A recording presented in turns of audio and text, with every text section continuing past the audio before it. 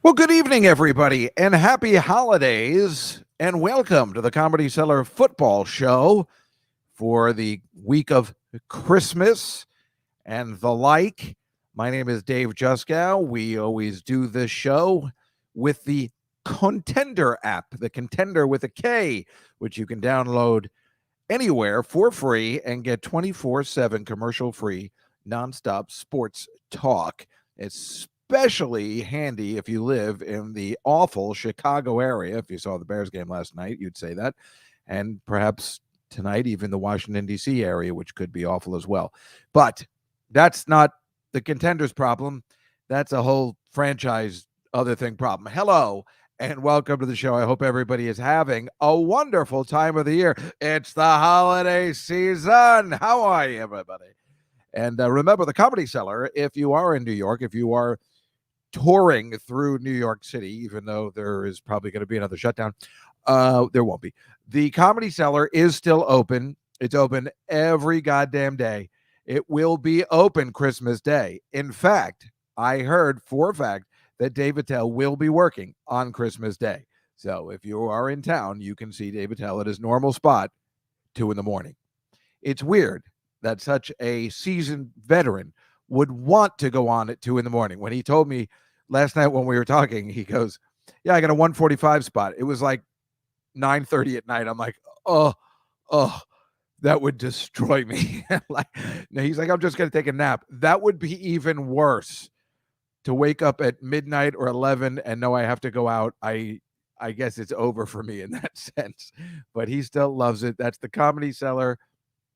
Always a good time. And of course, the Comedy Cellar Vegas is always open because it's Vegas, baby. You know what I'm talking about, with our friend Mark Cohen as the house MC. We got a great show for you tonight. A really great show for you tonight. First up, in a couple of minutes, will be Paul Loren. He is an outstanding and becoming one of not just one of my favorite friends, but an unbelievable musician. And I really can listen to him play all the time. He's going to play a couple of holiday songs and really whatever he wants to play, because he's never a bad time. I did ask him to personally play a little Vince Giraldi, a little Charlie Brown kind of stuff, because that's all I listen to this time of the year. I listen to it when I'm cycling to the ferry to make my bets. I listen to it in at home in bed. Sometimes it's some of my favorite holiday music. No, it is my favorite holiday music.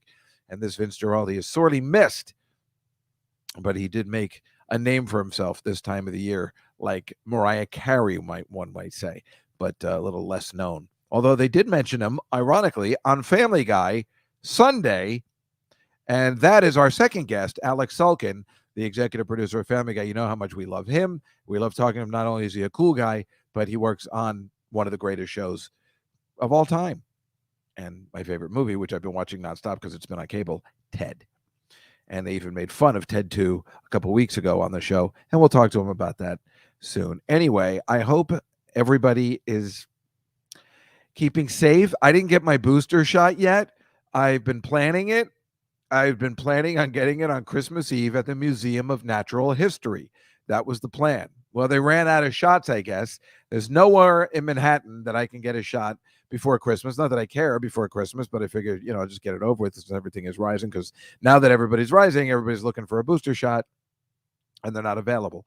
I don't really care that much. I'm not expecting to get it. I have a pretty good immune system, but obviously I want to get it. And what could be more fun than getting it at the Museum of Natural History, where they do, in fact, give you a voucher to come back and visit the blue whale exhibit. I think they do it right under the blue whale. I mean, how exciting is that? If you're going to get the shot, have a backstory to it. Because, as you know, my podcast, which was called The Nightfly for like 5 years, is going to change to Juskow in the City. So there has to be more New York City stories, I guess. So whatever. I don't know. Is that going to make any difference? Probably not. But what's the difference? Everybody's worried about COVID. A lot of things are closing down again. A lot of the comics are just canceling. The comedy clubs will stay open, but the comics are canceling. And, that's good for me, because then we can just continue doing this show. I mean, technically, this show would end after the Super Bowl, but if everybody's back in lockdown, I guess we'll keep it going. And that way we get the really solid comics, even though we're getting them anyway.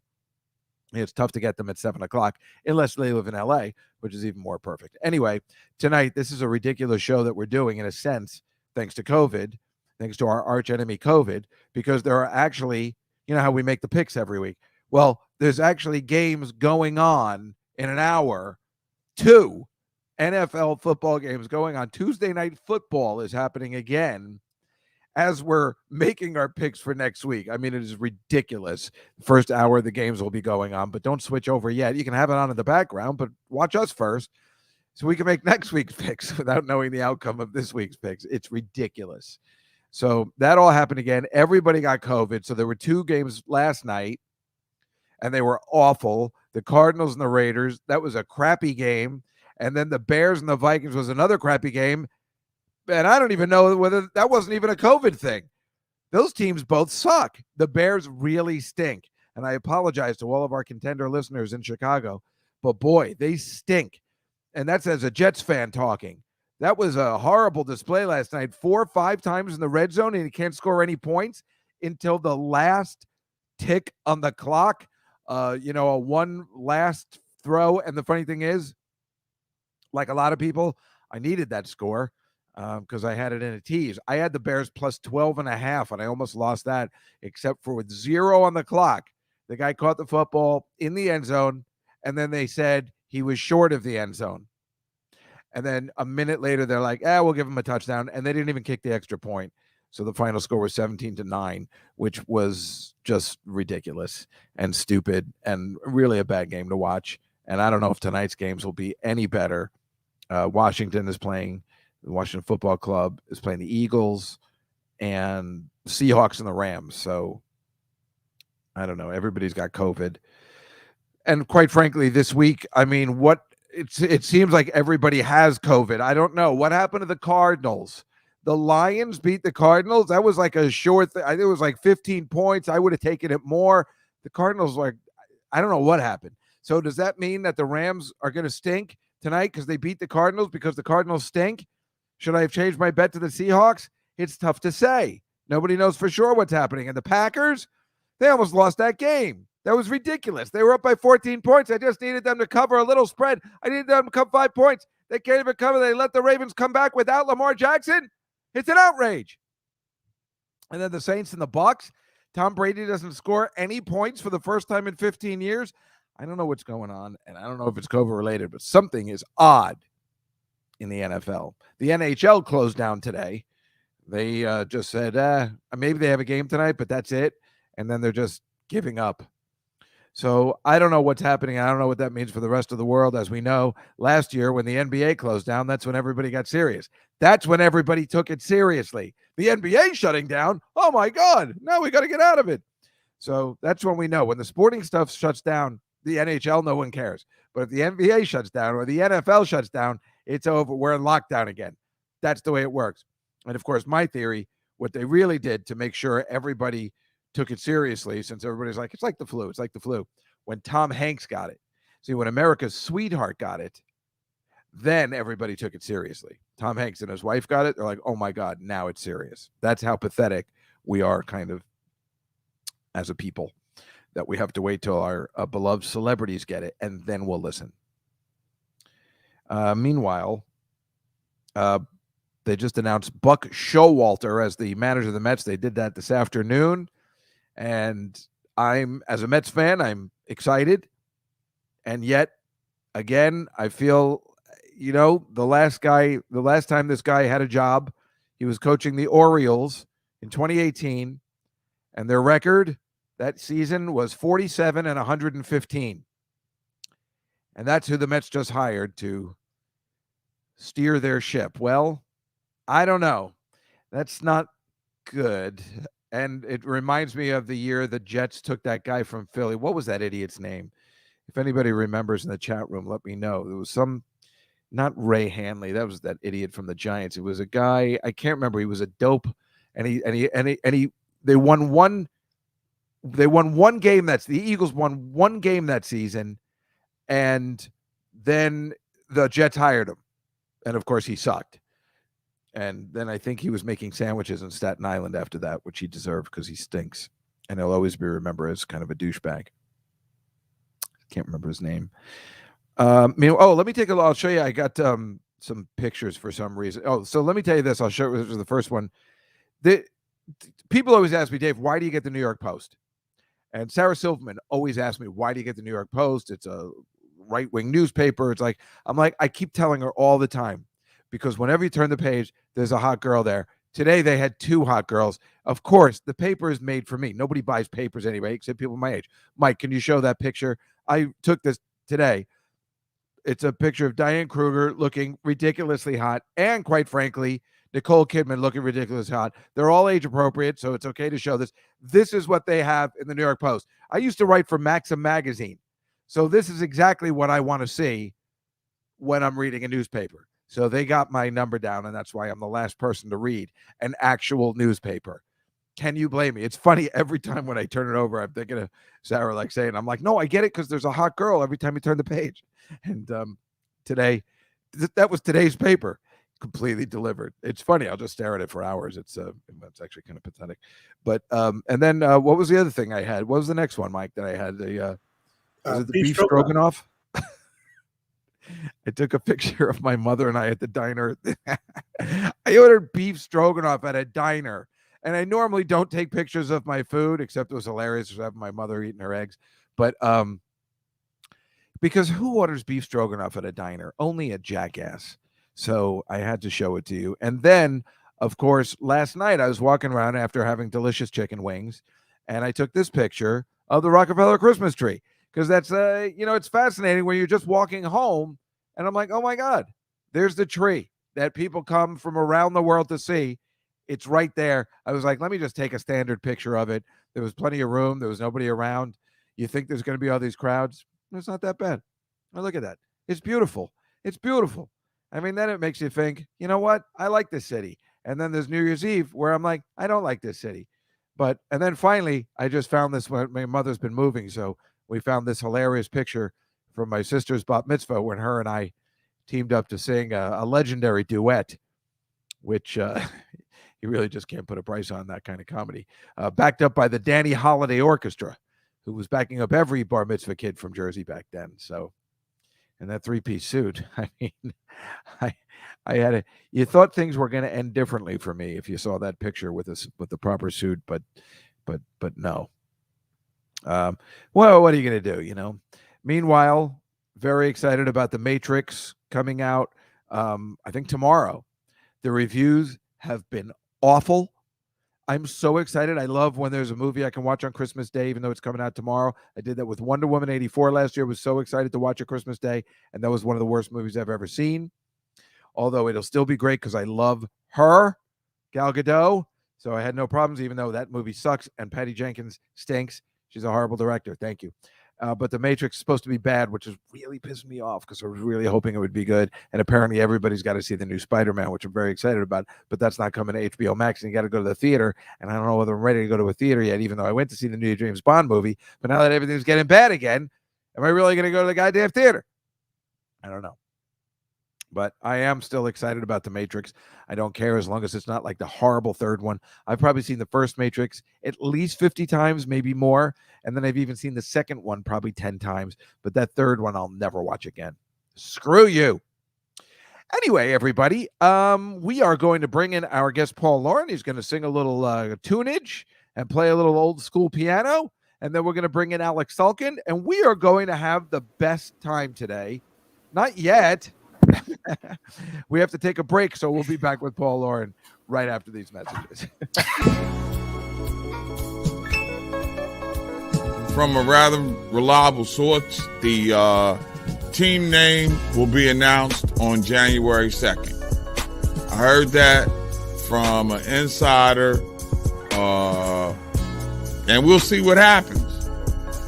So, January 2nd, you should be expecting a name, proper name, team name to be announced by the franchise, at least according to what I heard last week, since last I was here on this airwave. Now, of course, nobody's going to confirm nor deny at the time, so I went through some other channels, but I I'm going to rely on, what we heard. See what's up. Continue to break it down and make it do what it do. But by January 2nd, this could be a playoff team. Mark Gray on The Contender.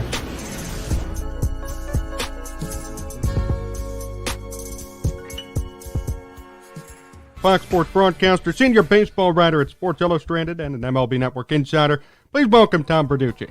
How do you think this whole thing gets resolved? Well, to me, the harder deadline, the one that actually puts some pressure here, the talks and forcing a compromise, is losing anything on the field. And I would say spring training as well. I mean, obviously, you don't want to lose any regular season games, but if you back it up, spring training has to be minimum of 3 weeks. And so that pushes things to the end of February, early March, where I think that's when you're talking about really having a lot of pressure to get a deal done.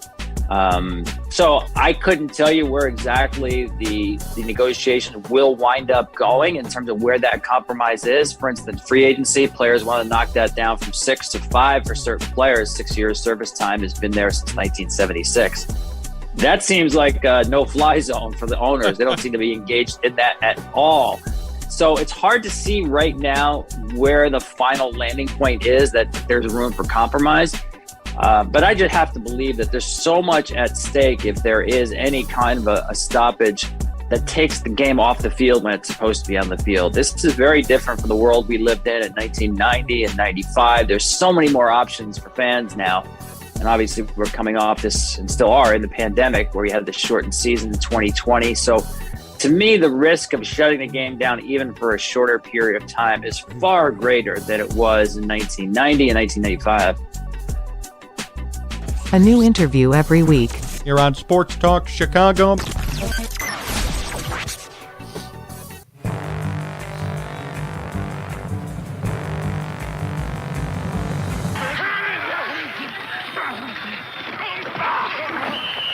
It's the Comedy Cellar Football Show with Dave Juskow on The Contender.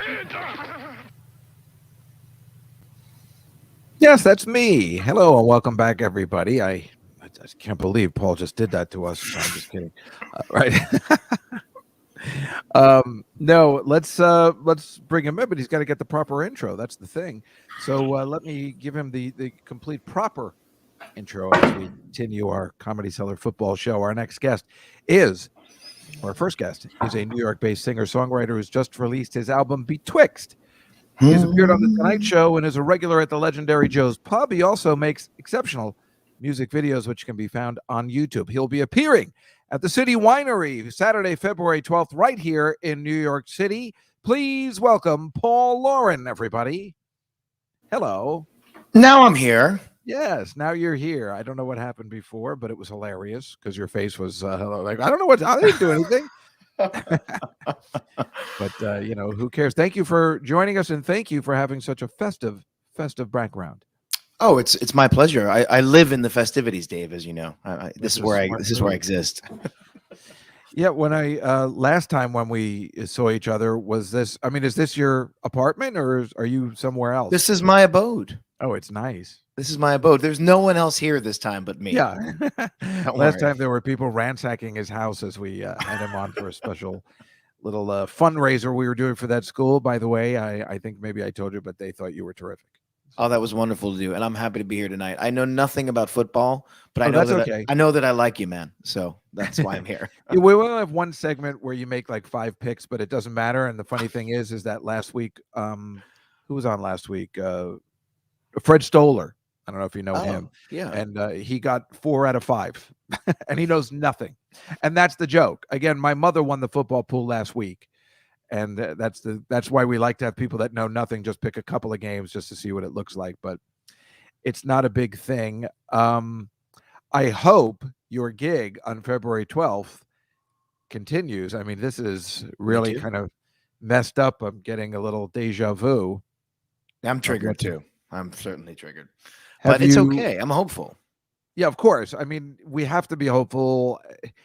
I know they wouldn't close anything down, but I guess the issue is staffing. And that's where the problem lies, that people just can't come to work because either they have COVID or they just don't want to come to work. Yes. That's the issue. Yeah, but I'm here. And I'm ready to work, Dave. Put me to work. I'm talking about the people that work at the city winery. Oh, yeah, If true. they're not there, then they can't. That's the. There has to be at least one waitress or waiter. We're gonna have the band serve people the wine that night. Actually, I feel like they would be used to that. They are. Sometimes we got to do these kind of jobs until we can, be Sting. True. And what an old reference that is. Thank you. You're welcome, everybody. But do you want to start us off with singing maybe a little holiday song or whatever you want to play? Yeah. I really don't care. I'm going to play a little Sting song for you right now. An old Sting holiday song. For real? Every breath. No, just kidding. I don't know. I'm up for that every time. I love Sting. And my buddy Zach, I saw Sting in Taormina in Sicily back in September. My buddy Zach, who produced my last record with me, he's also plays in my band as my drummer, plays drums with Sting. No way. Yeah. Got rid of that idiot Stuart Copeland. That guy was a troublemaker. Finally. Good riddance. Finally got rid of Stuart. Wow, that's quite the honor. Yeah, that's not a name drop. It's just that I've always loved Sting and his music, and it was a just trip to see Zach play with him in Sicily. I didn't think of that as a name drop. I think that's unbelievable.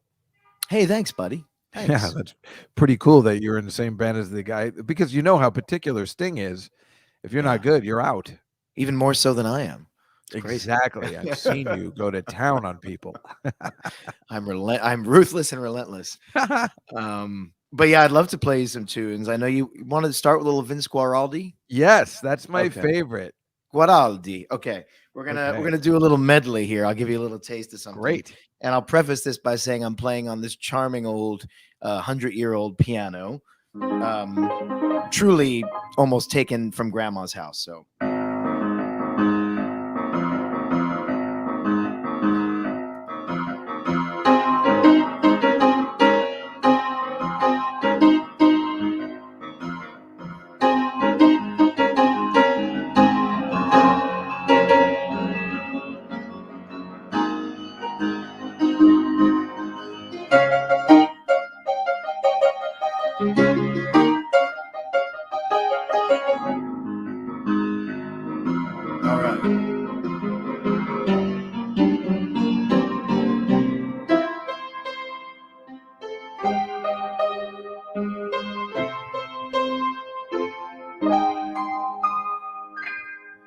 Christmas time is here,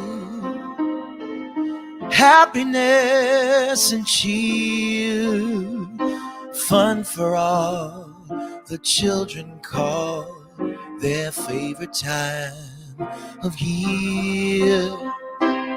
Snowflakes in the air, carols everywhere, olden times and ancient rhymes of love and dreams to share. Sleigh bells in the air, beauty everywhere, Yuletide by the fireside, and joyful memories there.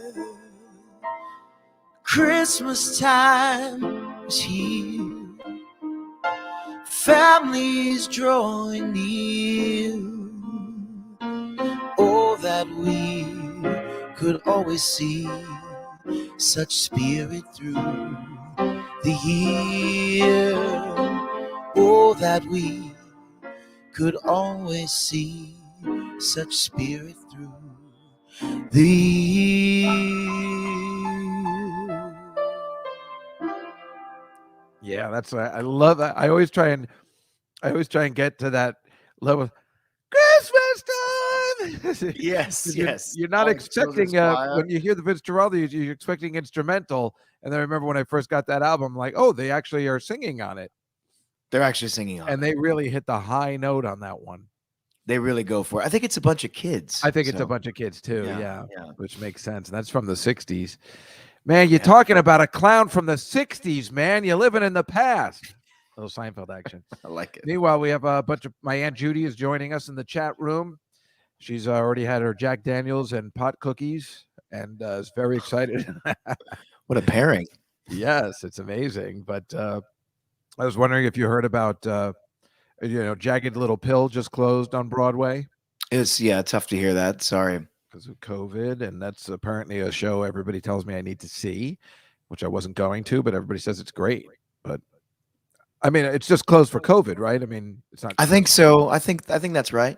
Will Aunt Judy be also having a jagged little pill tonight with her pop brownie and whiskey? Or That's what she does. oh, great. Okay, Yeah, no, she's smart at that kind of stuff. She doesn't. She's all in. beautiful. And then you heard about. I'm just talking about some musical stuff. You heard about ZZ Top selling their entire catalog. They get on the train too. I didn't hear that. They got on the train yesterday. They sold their entire catalog for nobody knows, but they're saying about $50 million to an investment company or investment firm. Yeah. And they're all in. I mean, I like that. I mean, 50 million is like a tenth of what Springsteen sold his for the other day, right?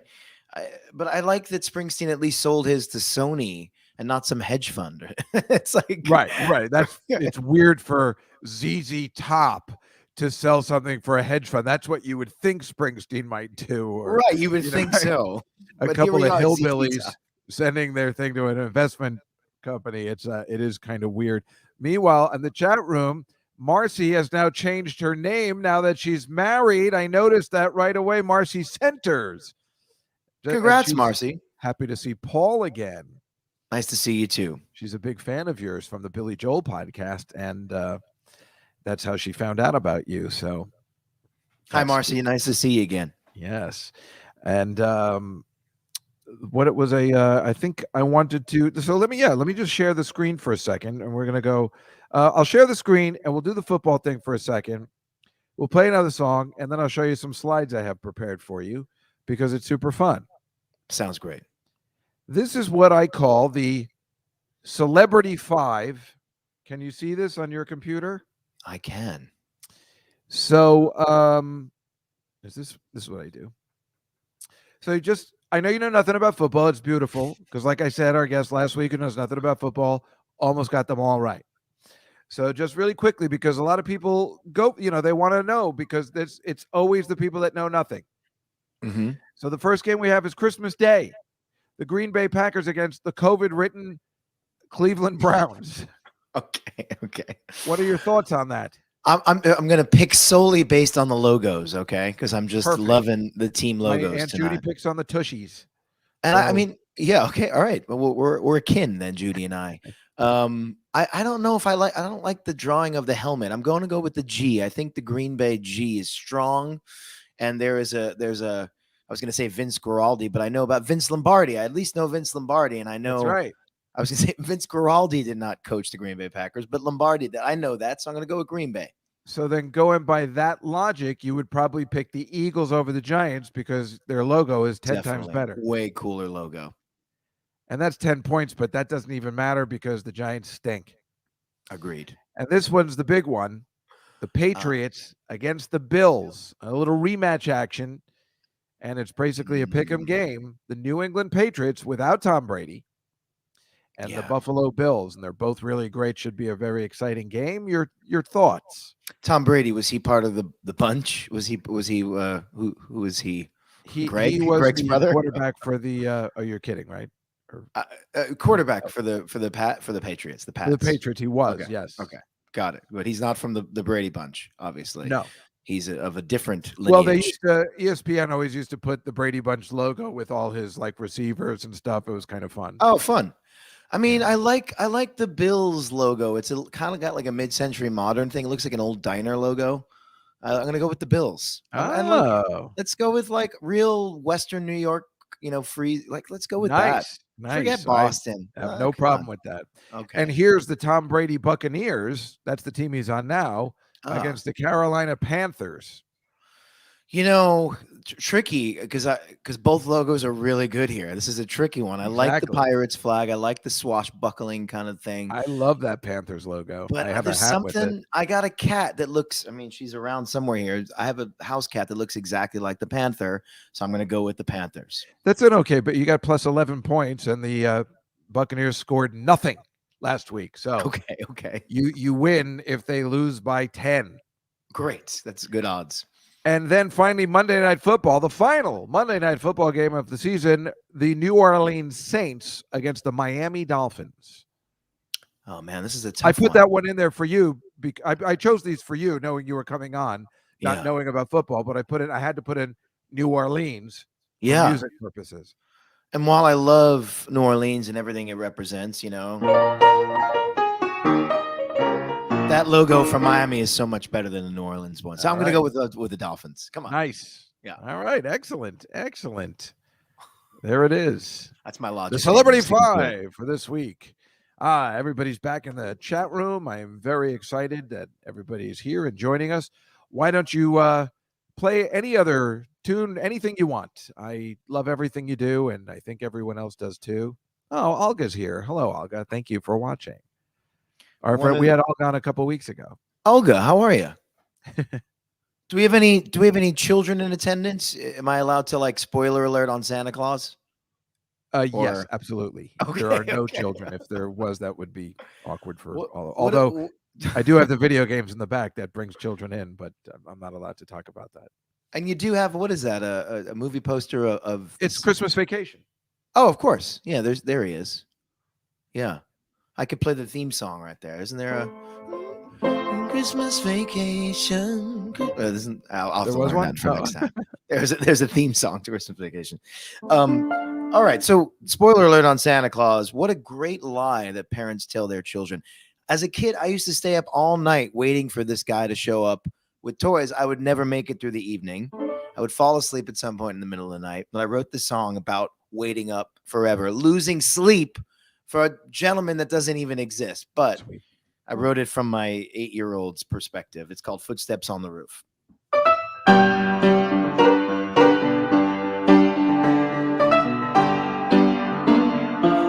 I hear footsteps on the roof, little footsteps after midnight. I just like to know the truth. Could it be a reindeer hoof? All those footsteps on the roof. If it's really Santa Claus, then I left some milk and cookies. I guess I'll stay awake because if it takes a breath to pause, I have a question for S. Claus. So come on, jolly old Saint Nicholas, why don't you lean your ear this way? Can you make some room for me, and we'll ride together on your sleigh? Wonder if he got my list from the mailman at the North Pole. I have only one request. Pick the toy you like the best from my long and detailed list. So come on, jolly old Saint Nicholas, make me the co-pilot of your sleigh. Take me to the North Pole with you, and we'll fly la la la all the way. If the chimney's way too tight, you can come in through the front door. I left on the kitchen light. Take a break and have a bite. You've been working hard all night. I hear footsteps on the roof,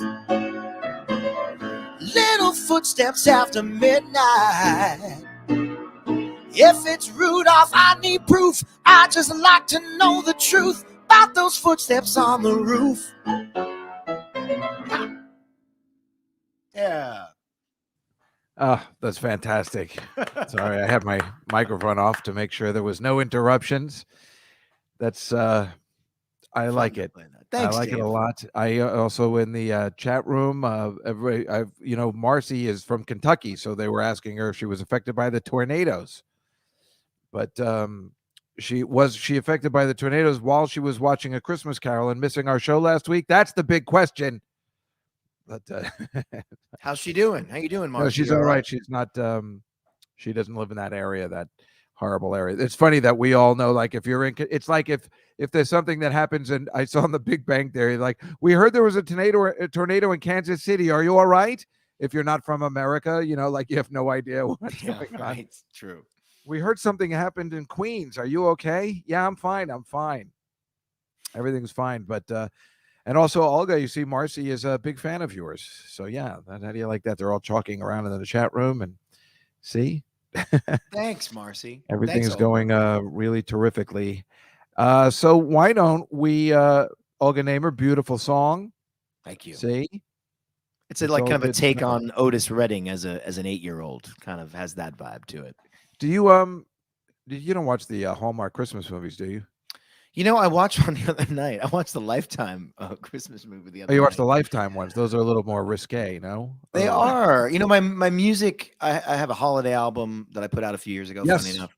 And my music from that record has been used in a bunch of Hallmark Christmas movies. Shut up. And I haven't seen the full movies. I've seen the scenes that my music's in. Well, that's fantastic. Oh, thanks. Yeah. Well, they're here, you know cool. what? I'll share my screen again. I have a couple things so we can promote that for you. Hey, thanks, Dave. I think we'll start with this one for you. Can you see? I can see. Yeah, I was just a couple of. I always have news items, and then we go on to the promotions for the great Paul Loren. I just picked this one up because it just looks gay. I don't know. It looks like a porno, and it was freaking me out. This guy has a Formula One race car, and he was knighted by Prince Charles on Wednesday. And there's just something about it. Looks like he's dragging him around on a chain. There's That's what it looked like to me. I what can a see now bummer. it's a sword. Right. It is like a little sword there. That's strange, Right. And too. what a bummer to be knighted by Prince Charles, Like, I mean, if you get knighted by the Queen, and Prince Charles seems like, all Yeah. right. It's a little kinky. It's a little violent too. It could go either way with that. I It's a little know. It looks bondage like he's thing putting the happening. sword right at his throat. It's a really Yeah. weird photo. Strange. This is a mud wrestling bout that happened on Friday in Afghanistan. This is what they do instead of football there. Everyone's involved in the big mud wrestling battle. And every time we think about how bad things are here, we should think about that. That's all they got there. So Well, that is true. I'm great. I'm very grateful to not mud wrestle anyone. Since college, I haven't mud wrestled anyone. So. This is an actual photo, although it looks right out of a movie. It is a priest pleading with anti-government protesters in Lebanon to let him pass in his car. But it looks right out of a goddamn movie. Oh my Lord. That's I don't know what he's insane. expecting to do there. Just it seems like if people are protesting, it doesn't matter if you're a priest or. I have a lot of questions, but the first is, why is the priest driving a Mercedes? That's the other wrong. question I had. Exactly. Wow, Please. Catalina joined us from Chile. This is amazing. Hi, Catalina. How are you? Catalina's a huge Paul Loren fan, actually. Feliz 'cause she Navidad. from the Billy Joel podcast. Yeah. Love it. I mean, She actually liked our Leningrad podcast today. She said it was hilarious, which it's not supposed to be. I have to listen to that one. I gotta. Paul, I Yeah. just heard from Alon that Victor, folks, this is breaking news. Victor, the clown from the song Leningrad, reached out to Alon. No. He liked the podcast. No way. We asked him to be on our show as a guest, and he goes, go fuck yourself. So, but this is a true story, though. He will not be on the show. I guess he also knows that we make fun of Billy a lot, so I guess he wants to be polite. I wonder if they're still in touch. That's amazing. I've heard they are. Incredible. Just quickly, this is a vaccination center in England on Tuesday. As you can see, lines going all over, right? Yeah. And this is right here in New York City on Saturday for SantaCon. We suck. Oh my God. That's just SantaCon, a huge super spreader. I hate SantaCon. It drives me insane. Oh my When I find out that Saturday's SantaCon, I forget, because this was last year in New Year's Eve, and that's the way it's going to look probably this year again too. They haven't canceled it yet. I mean, we go back to the SantaCon thing. I just love how it's like all white people from Long Island that are That's showing up exactly. at It's Jersey. nobody from New York City. Exactly. They're Right. all coming in. Olga got almost stabbed during SantaCon last year by all the people going out to Long Island. She was heading to a comedy club out in Long Island, and she got into got involved with a knife fight going on with all the SantaCon idiots on the train. Right, Olga? That was crazy. Going to Governors or out in Belmore? That's crazy. I put this one in for you because it's this high school band in Washington. This is just stupid. This happened, I think, earlier this year, but it's like at this point you should really just cancel band practice. This can't be good for anybody. This is not right. Are they? At first, I thought they were like in green screens and they were like filming something, or they're doing like a Grinch. For real. They look like little Grinches. Yeah, it's really weird, man. It's not right. And I just have this is a Gibbon in Crimea. Is that the name of the town? Did I get that right? Yeah. And it's just funny because he's, I guess, walking in like a scale model of something, but I think it's the same people that made this small house for the Carters. Thank you very much, folks. I'm here all week. Yeah, Olga just confirmed. Yeah, 2 years ago, she got into the knife fight with the SantaCon people. Oh, wow. In the before times. When things, Right. were, things were beautiful and golden, when people were getting 2019 in I'm West telling Side you, Story. You don't have to be an old person. You don't have to be actually older anymore. Everybody's going to be, doesn't matter how old you are, you're going to talk like, you remember 2019, you used to be able to go to a movie theater and you could sit with people and you could have a good time. You could go to a theater and you sit with people. You're not wearing a mask. 2019, I'm talking about. It's really messed up. Here's a woman that got swallowed by a dinosaur in Jurassic Park. I just like that photo. And here's Paul Loren's new album, Betwixt. That is available now, right? It's available now. You can listen to the record on whatever streaming service you like, Apple Music, Spotify, what have you. Yeah. And here is a little clip or a little picture from Paul's amazing video recorded in Brooklyn, Williamsburg, right? Yeah, and Gowanus, the Gowanus Canal. Gowanus, called Gonna Take a Little Time. Yeah. You get the opportunity, you go to YouTube and you watch this video. It will make you happy. He is a retro guy and he knows how to write the proper retro songs, very much like Billy Joel, who makes his own songs to make them sound current, but with that little retro feel. Am I correct about that? I think so. I think that's a nice take. We filmed this at a shuffleboard club. My parents met on the shuffleboard court in the Catskill Mountains, believe it or not. So Really? felt like this was kind of bringing it back full circle. Oh, Kata from Chile says she's been listening to the album on Spotify, says it's amazing. Thank How about you. that, Paul? Thank you, Catalina. That's awesome. Thanks so much. Look at that. See? Oh, thanks, Kata. Oh, that's so nice. And here's the album you were talking about, which is what reminded me to show the things. This is Holiday Cheers. You're saying they're using a bunch of these songs on the Lifetime Christmas stuff, huh? They used a lot of them. Coming Home to You This Christmas and Let's Steal Away, and a whole bunch of the songs were used in some Hallmark movies of yore. That's fantastic. And this album cover, I love it. It's fantastic. Thanks. That was a real martini. So yeah. Oh, I believe you. Yeah. And just so you know, if you like Paul's music, as we do, I'm going to go to the City Winery on Saturday, February 12th, with a date of some sort, since it's close to Valentine's Day. I'm still looking. Ladies, hey. Dave's available. Paul Loren will be. I'll go with a guy if I have to. I don't want to go alone, but I will. Well, Alon and his wife said they would take me as their third wheel, so that's okay. But yes, the City Winery, which is a beautiful place to see music, on Saturday, February 12th. That will be a super fun time. So everybody can look forward to that. Why don't you? We have a couple of minutes left, so why don't you play us a song, maybe two? Yeah, maybe I'll play you the new holiday song called "A Brighter Year." Play us a song. You're the piano man. Hey. Hey.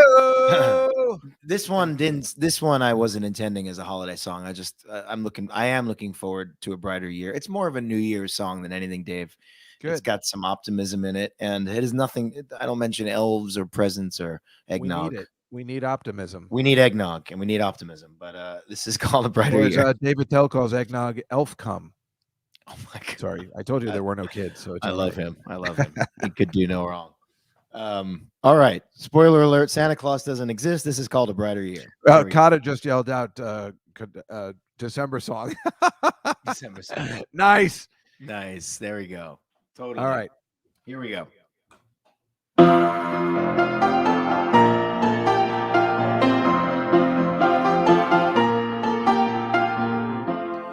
Was it only yesterday that we were all so near? Was it just a dream, or maybe we were gathered here? I couldn't stand the time away or hide away the tears. Was it only yesterday, my dear? Don't it seem like every day the clouds may disappear? It doesn't matter anyway, we're bound to persevere. Wouldn't change a thing, we'll make it ring out loud and clear. But don't it seem like every day's a year? So many hard times left behind. Even through dark nights we can find things will soon get better if we let them take their time. Not only clear skies to appear, here's to a brighter year. All right. It's early for me still, Dave. I understand you're a musician. Was it only yesterday our love was close at hand? Why did it all slip away, these fingers holding sand? I wouldn't trade a single day, some things are worth a stand. But those were days I'll never understand. So many hard times left behind. Even through dark nights we can find things will soon get lighter, and they might just start to shine. Not only clear skies to appear, here's to a brighter year. It's coming.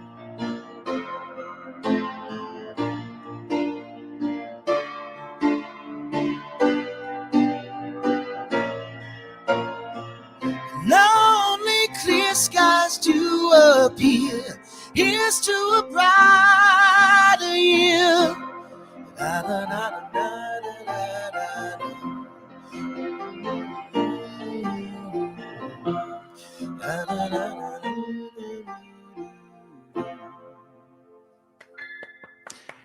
Is that on the album?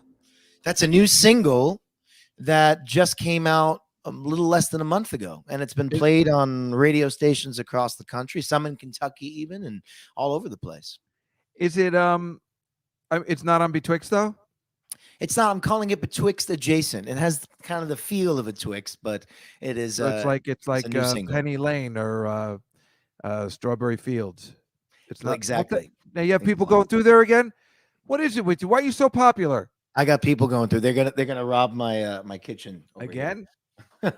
I got the chat room. First of all, Kata and Catalina, are you the same people or are you sisters? I need to know. But Kata in Chile, who loves your music, said, Mike, put up the one where she tried the mint mojito, which apparently that's your channel, right? Oh, see, I'm so glad. What do you do? I see you show how to make drinks, right?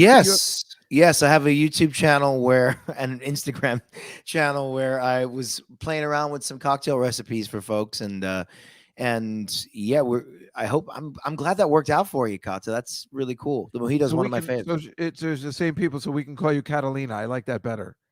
I like that. I don't know why. I mean, I like them both, but it's fine. We could be formal or informal. It doesn't matter. Kata. I like being formal with that name because it's so pretty. Agreed. But yeah, I forgot. I saw that you have a channel where you make cocktail drinks. That's so brilliant. Yeah, I mean, I love to bartend at home, Dave. And Judy, my kind of guy. There's a full bar here, as you can see. Oh, yeah, you have to. If you don't have a full bar by your hi-fi stereo and your albums, then you're a big phony. Right? Agreed. You're just phoning it in at that point. Come on. Yeah, exactly. Yeah, you have to let it in. All right, so we have about 5 minutes left. So let's just do one more. Yes. I mean, I mean, is it crazy if we have a lot of people from the Billy Joel place here? Is that bad to ask for a Billy Joel song? Not at all. Or was there something you really wanted to play? Let's do a Billy Joel song because Yay.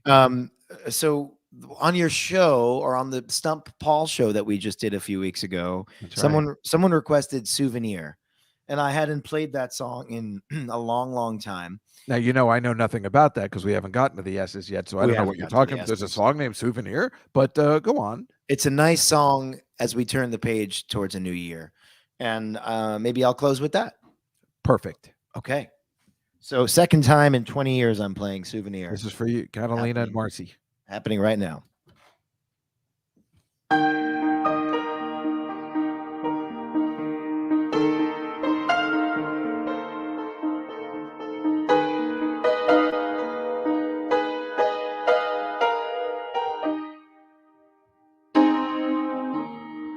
A picture postcard, a folded stub, a program of the play.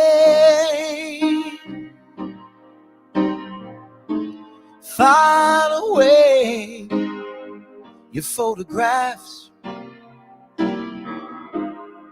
of your holiday.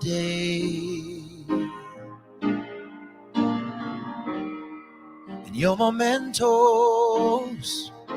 will turn to dust. But that's the price you pay for every year's a souvenir that slowly fades away.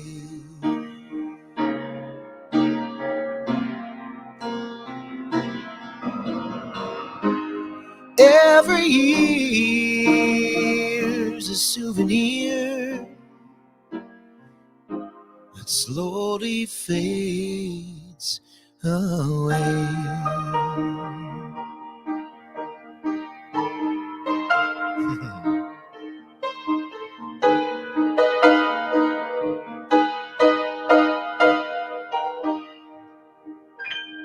Yeah, thank you. That's amazing. I Thanks love so that. much. That might be my new favorite Billy Joel song. Obviously, what album is it off of? It's your favorite, Street Life Serenade. Ah, yes. I hate that album.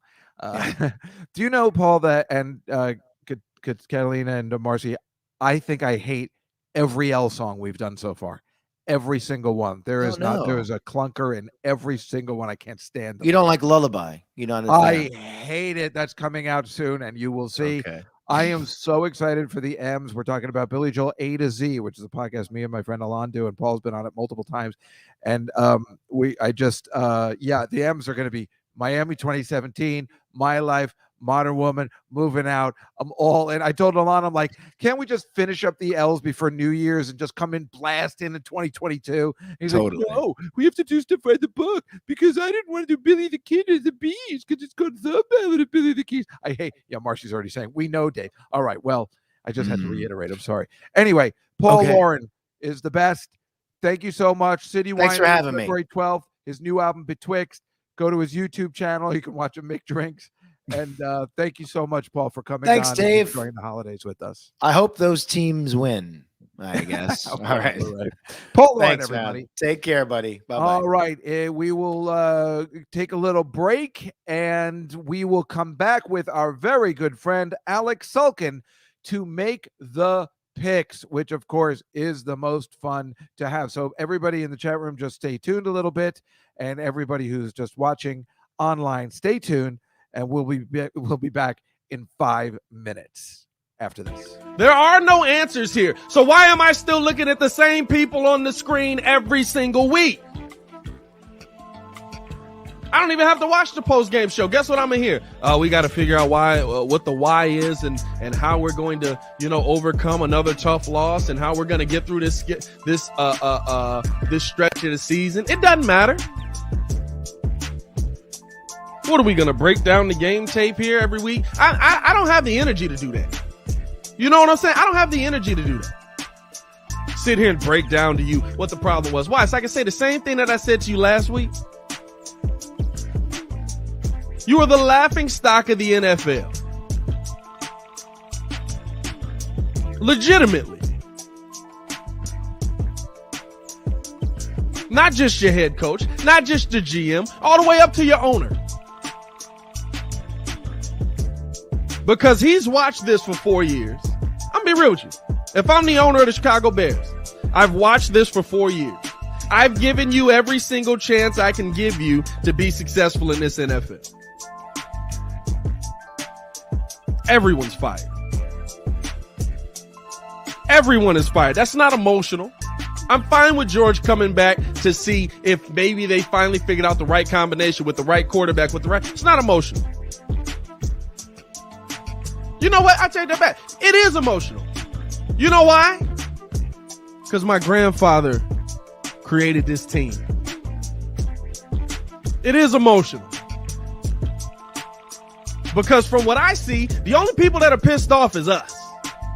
George is sitting there raking in his cash. He good. Got my bread. The only people pissed off is us. The only people upset that this team sucks is us. Pat the Designer and the Windy City Breeze, live every Wednesday night from 5 to 7 and available for download on The Contender. The latest in sports talk content is here. Go to the App Store and search for The Contender. That's Contender with a K. We're your new favorite sports talk station with all your favorite teams, Chicago, and we're right on your phone. No more radio dial, just download for free, open to start, and set the app to allow notifications. We'll let you know every time we're covering breaking news and when your favorite shows are coming on, like Pat the Designer and the Windy City Breeze. Plus, we take your live phone calls. It's one big happy sports family. Follow us on Twitter at The Contender with a K and download the free app for your smartphone. Please welcome back to the program our friend Gilbert Gottfried, everybody. Please welcome back to the program our friend Frank Santopadre. Hey, why are there Pac-Man games behind you? That's my house. I have video machines back there. You? Yeah, so I have little kids in the neighborhood coming up. I mean, no, what I'm saying is... Well, maybe you don't want to talk about this. You're inviting little kids in to play Pac-Man. Oh, it's fine. I have... And what kind of candy do you hand them? Oh, I always have 3 Musketeers bars whenever anybody comes over and Skittles. That'll also get Gilbert over. I know. Now, do you also sometimes drive around the van and tell little kids you're looking for your puppy? Well, not the puppy part, but I do have a minivan that is, as Rachel Feinstein calls, the date rape van. That's my car. I have a minivan. It's very awkward. Okay, no further questions, Your Honor. And Gilbert and I saw each other at Dave Chappelle's show at Madison Square Garden. How was that? We recorded that night, didn't we, Gil? Yes, that's right. We recorded earlier. Yeah. And then he came down, and I saw you and your lovely wife, and it was a fun night. I mean, there was Jon Stewart was there. It's the Comedy Cellar Football Show with Dave Juskow on The Contender. Be so serious. Not here, it doesn't. It's time for picks. Washington will control the ball. Laughs. And an overall good time right in the middle of New York City. It's the Comedy Cellar Football Show with Dave Juskow on The Contender.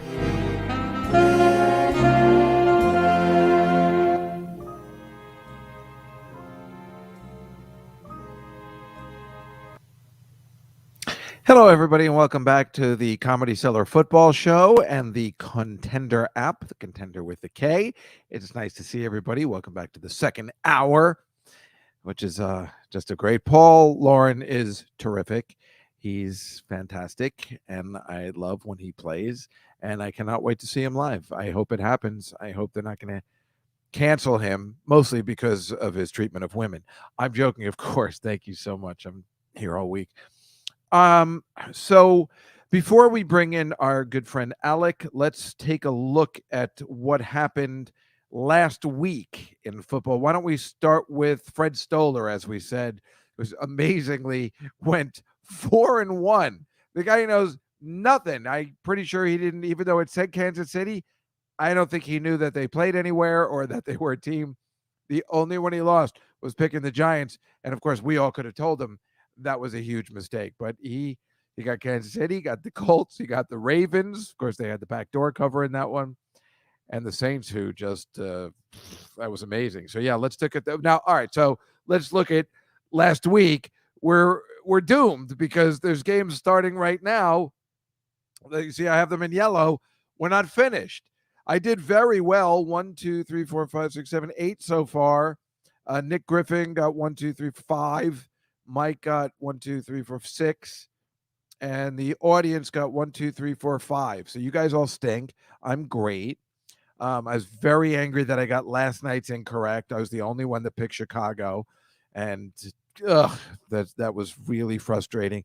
The Kansas City one, that we got lucky. We all got lucky on that one. The Raiders, we all lost. That game, you see it says the Cleveland -3, but it became, oh wait, we won that one. Oh, I gotta fix it. I'm sorry. We won that one. It said Cleveland -3. It became the Raiders. We won because it was the Raiders +3. So we all won that game. Oh, that's terrific. Then I got 9. I forgot. I was getting mixed up because it ended the Raiders -3 because it was played yesterday. It was such a mess. The Colts for me was a no-brainer. Dallas a no-brainer. Houston a no-brainer. I'm not giving Jacksonville any points. Tennessee, I was actually surprised they lost. Obviously, I picked the Dolphins because of my thing, even though the Jets didn't win, but they covered, which was annoying. You might as well win the game. I can't believe we lost the Cardinals. I can't even believe it.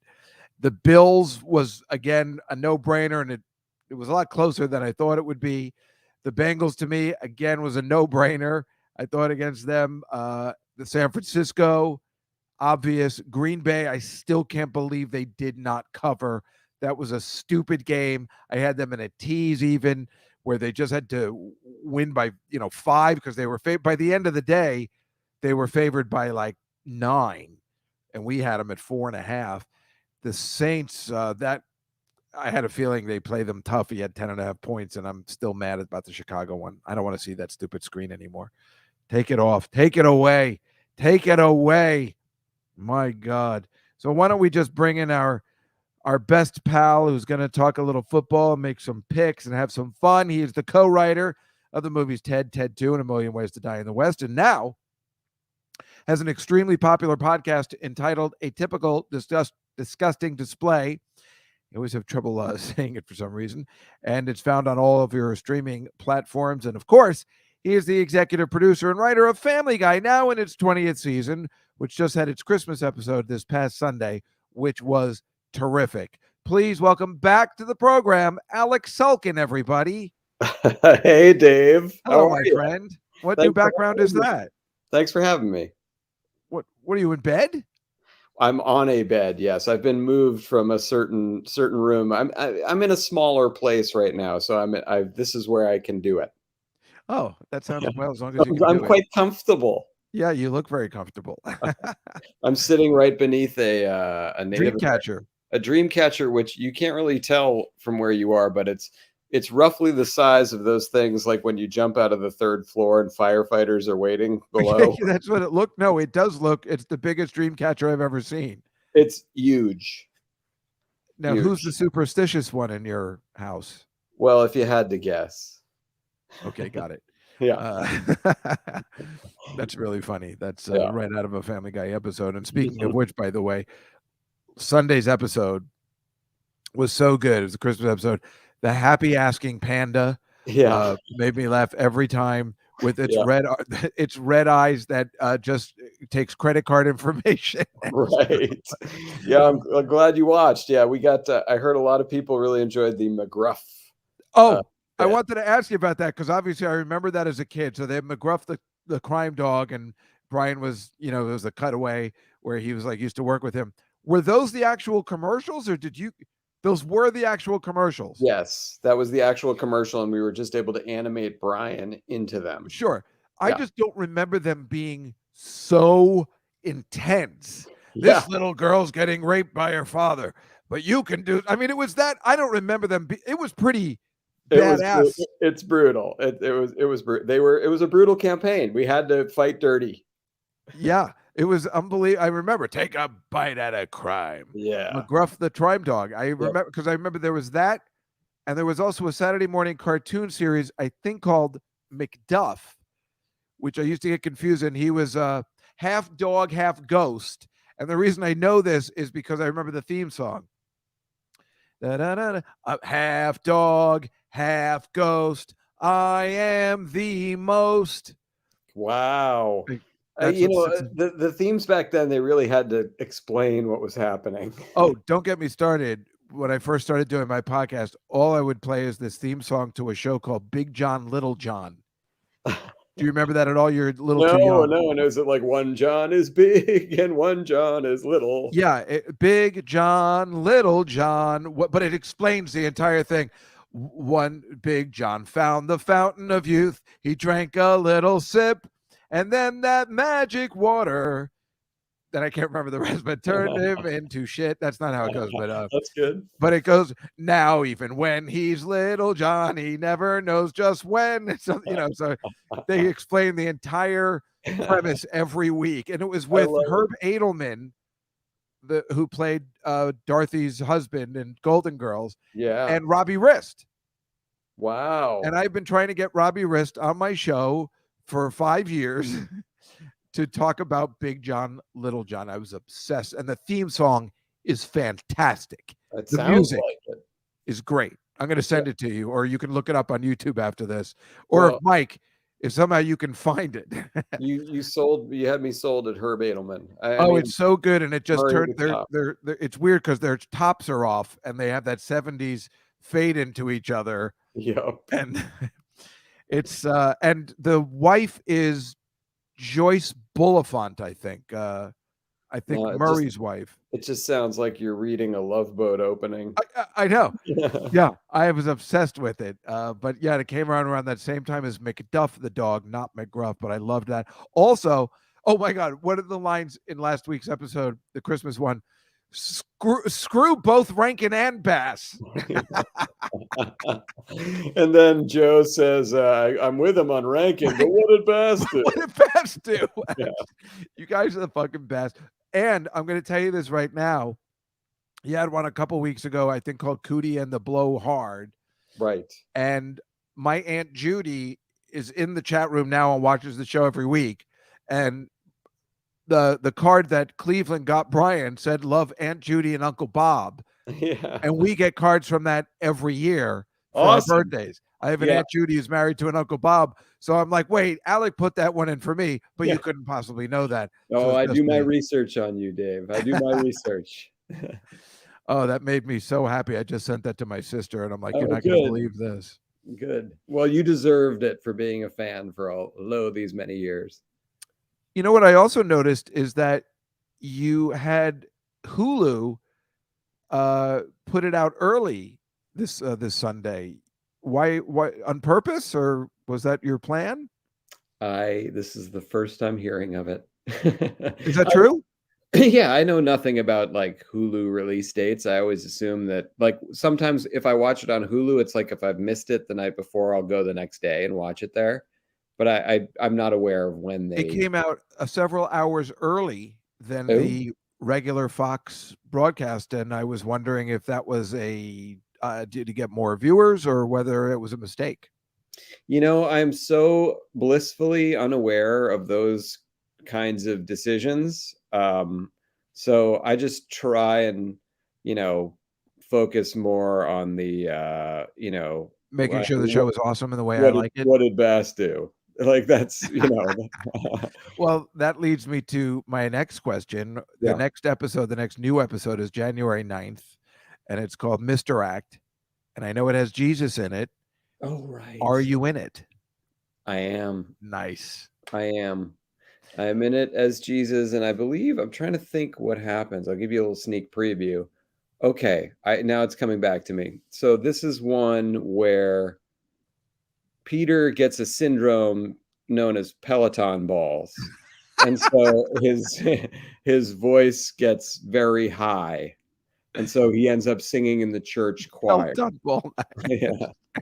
So yeah, it's a whole thing where he ends up having some kind of a Karate Kid style fight with the choir boys, and Jesus is involved. So as soon as I saw Jesus was involved, then I knew you had a part. You usually Yes. play Jesus. So that's right. that is exciting for everybody. That is on January 9th. Awesome. So that is awesome. And I also know that on your podcast this week, which dropped, as the kids say, only hours ago, I believe. On Monday. On Monday. On Monday. Yeah. You were talking about one camera shoots as compared to multi-camera. Yes.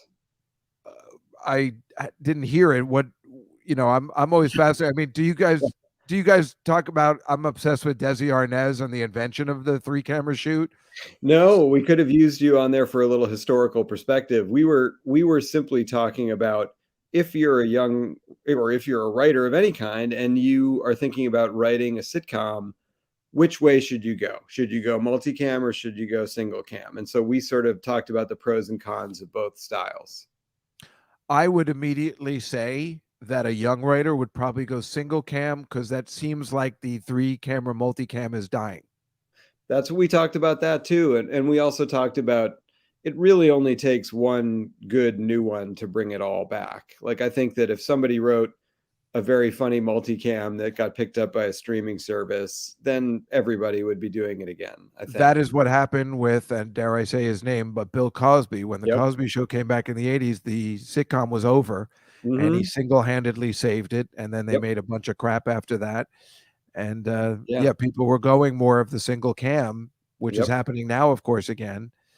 And like you said, there's got to be one person, like if Dave Chappelle, I guess, came up with an idea that he had this unbelievable multi-camera shoot, I guess everybody would copy it.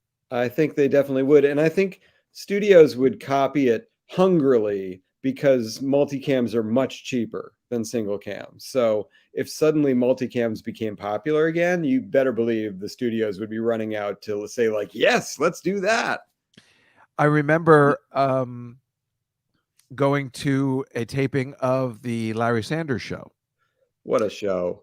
What episode was it? Do you remember? I think they were filming 2 at the same time. I remember the musical. What was the episode? I can't remember. The musical guest was the guy who plays the piano, Ben Folds. Oh. And because I was sitting with him in the thing when he wasn't working, we became friendly. And but I can't remember what happened because I was so overwhelmed with, I couldn't believe I was being there. But I remember it being a 1-camera shoot, and how they were doing it, because I had never been to a set like that before where they were just doing 1-camera kind of things. And it was really interesting until they got, because that one was both, because then I also saw them film the multi-camera when they're on the set. Yeah. So they were doing both on that show. Hybrid. Yeah. Pioneer. Hybrid. That's one of the top 3 sitcoms of all time, I think.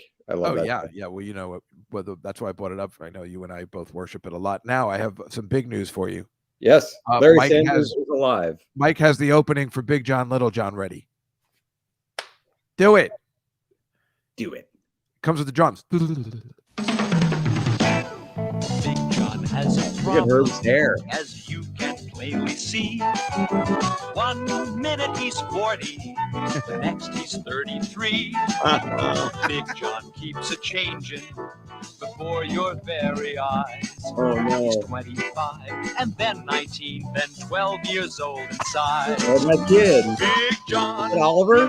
Cousin Oliver? What a way to grow. Cousin Oliver. Big John, Little John, grew from high to low. Now it continues. Big John found the fountain of youth. He drank a little drink. We already understood. And that magic water is the thing that made him shrink. Now, even when he's Little John, he never knows just when. Zap, change and rearrange, and he's Big John again. That's amazing. Well, if that wasn't worth it, then I don't know comedy. That is fantastic. And also, like, I love that the Fountain of Youth is clearly just a palm frond in Burbank. In Burbank, like, just he's cupping his water in Burbank somewhere from a gross puddle with like somebody holding a palm frond over his shoulder. Well, you're also right. Herb Edelman with hair. It was very exciting. It's jarring. Oh, McDuff the talking dog. Oh, here's that one I was talking about. I didn't know they had this. Oh, terrific. Does anything? You didn't know dogs could talk? I've been doing it for centuries. A talking dog, big and gruff, on the duff said you blew it. You need my help as a vet, and I'll bet I can do it. I'm a ghost. I'm the funny, furry guardian of your family. Oh, what a depressing Please don't set. vote. You're the only one who can ever see me. Half dog, half ghost. I am the most little friend. He speaks the words of the there's bird more that again. It continues. All right, Mike. That's a. Thank Wow, you. the Big John, Little John was way better as a Oh, it's theme. so much better. But I knew he was a talking dog, and he's a ghost. That's so unnecessarily complicated. I would just go with the talking dog. Like, Exactly. Go with one or the other. I knew I wasn't crazy, and then I thought he talked, but I'm like, no. It's half dog, half ghost. I am the most. and He the thinks he's ghost so thing, full of himself. the ghost thing comes out of nowhere. Like Nowhere. even in the intro, you don't need it. You're already on board with the It makes talking no dog. sense. God, what a depressing set too. Oh, that Oh, view yeah. from his doghouse to I'm the just house. telling our friend Catalina from Chile. Yeah, there's no way you would know what this is. I'm sorry. These were old Saturday morning cartoon shows. Yeah. No, it is not your age or from the States. It's you're a normal person, and you're not supposed. Nobody knows what that is. It's Oh, they don't know what it is. Hey, No. well, I think Kata and Brian would probably love to see the Hudson Brothers opening. and that's the thing, folks. Alec played the entire Hudson Brothers opening into the first 5 minutes of the show on a Family Guy episode, and I knew exactly what it was. I'm like, I love when they do this, when they just go all in. Oh, we were so all in, and also that show was painfully short, so we were like, let's put the Hudson Brothers in. Well, I figured there was an ulterior motive to it, but Yeah, we won't put the viewers through what that is, but if YouTube the Hudson Brothers variety Razzle show, Dazzle album. yeah, hour. Razzle Dazzle Hour. That's a key phrase. I'm I sorry. remembered it. I was obsessed with Saturday morning cartoons, so I remember it completely. I didn't know that Goldie Hawn actually married one of them, and Yeah, that's one where was- what's her name? Yeah. Kate Kate. Hudson. Her father is on this show. Yeah, and I then think you're he's the one embarrassed on for the, I everyone. think he's the one on the right. The one on the right, very important. All right, let's make the picks so we don't.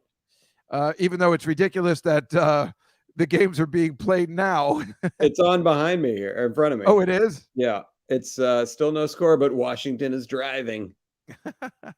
Oh, but you know what? That Heineke is just having fun out there. Oh, and not the Redskins. The football team gets into the end zone. They did? They scored already? Yeah. I don't think Heineke was playing because that line went up ridiculously.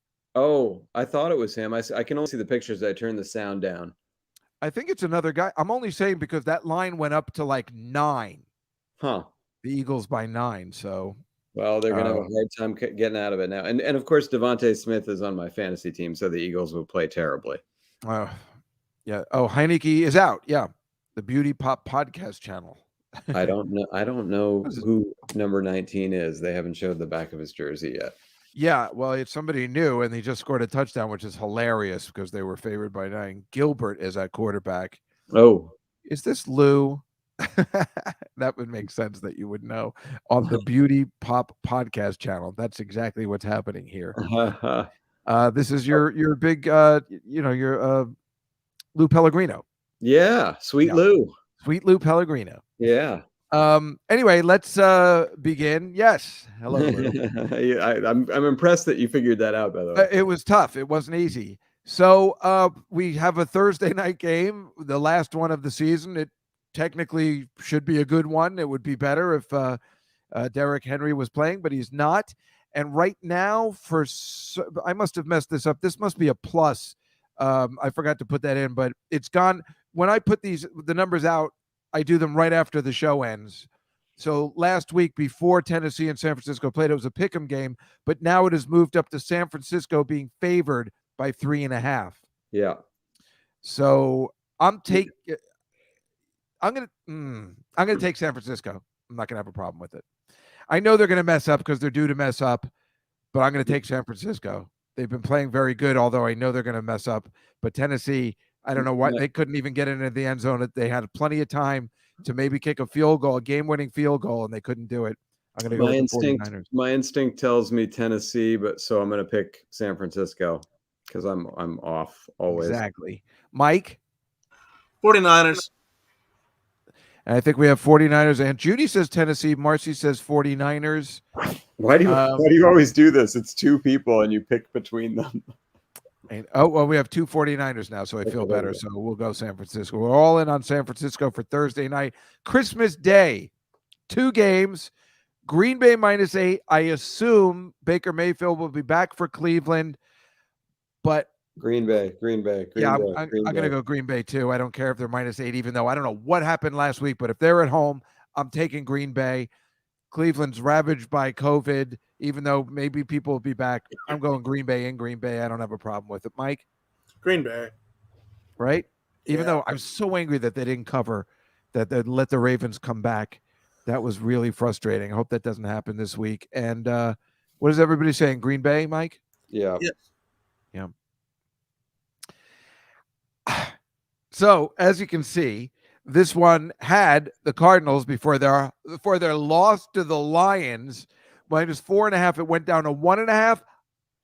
I have no problem picking the Colts. Something's wrong with the Cardinals. I agree with you. I think the Colts are one of the best teams in the league right now. Top 5 team playing like it. Yeah, something is going on with the Cardinals. I thought they just had an off day in LA, but if you can't beat the Lions, and not just beat them, they got crushed by the Lions. They were lucky that score might reflect it wasn't, but it was. Yeah. Mike, what are you thinking? Colts. Yeah, and it's like at this point it's just a pick 'em game, and they're playing on the road, but I don't care. Yeah, what's the audience saying? Everybody's saying Colts, right? Yep. Yeah, the Cardinals are going to get it back together, but it's not like they play that great at home ever either. They play better on the road, and that's why I was all in on the -15 on Sunday, and they just shit the bed. There's no other way to put it. Terrible. Well, see, we don't know what's going to happen tonight. If you're telling me that Washington just scored, I would totally take the Eagles -10. I don't care if it's a divisional game. The Giants stink. If they're going to play that guy Fromm instead of Glennon, I don't know whether that makes a difference. Oh, it's hard to say because we don't know what's happening today. Yep. What do you think, Alec? You go first. I think I'm going to go the Eagles only because it feels so big and so wrong. But I do think the Giants stink. I've watched them hungrily. So they are very bad. So the Eagles have a good running game that people don't really think about, but they do. It's not just the Giants organization at this point stinks. Nothing's as bad as the Jets, but the Giants organization is in shambles. And that used to be a quality organization. They started football. It's done. And now they got all those actresses in it running everything, and Rooney Mara and Kate Mara, and it's a disaster. They're moving to London. It's over. That would be epic. I'm going to pick the Eagles too. Mike, what do you think? Eagles. Yeah, and Sweet Lou Pellegrino is saying the Eagles, the Giants are broken, and everybody seems to be picking that. You can't pick the Giants. That's the thing.